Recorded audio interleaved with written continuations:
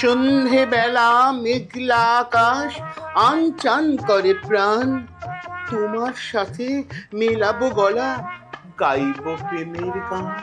কান হুম, বলতো, কান ফিল্ম ফেস্টিভ্যালে কোন বাঙালি পরিচালক প্রথম পুরস্কার আনে? আমি কবি, ছবির ব্যাপারে আমি কোনো খবর রাখি না।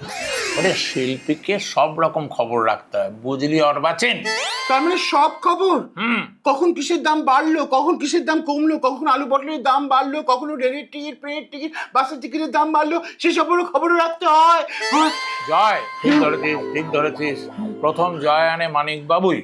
কি দিয়ে বলতো? পথের পাঁচালী। আমি কি বলছি এখানে, কে শুনছে কে জানে?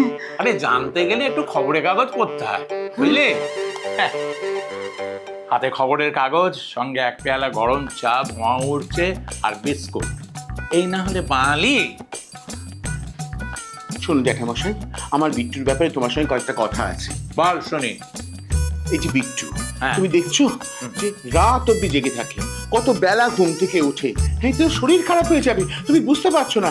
এই যে একটা বিয়ে দাও, এই যে অফিস থেকে ফিরে এলো, এসে এখন কাজে মুখ গুজে বসলো, এরপর কি হবে? কখনো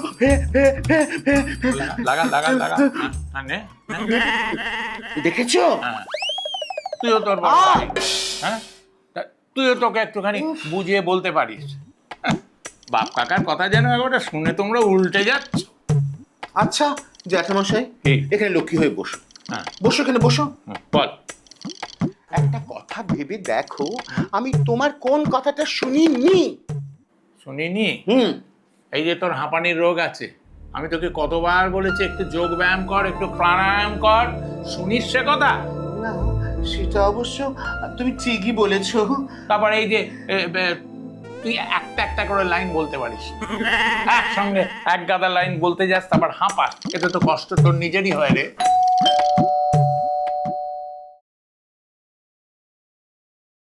जेठामशाई कोई लड़की आई है?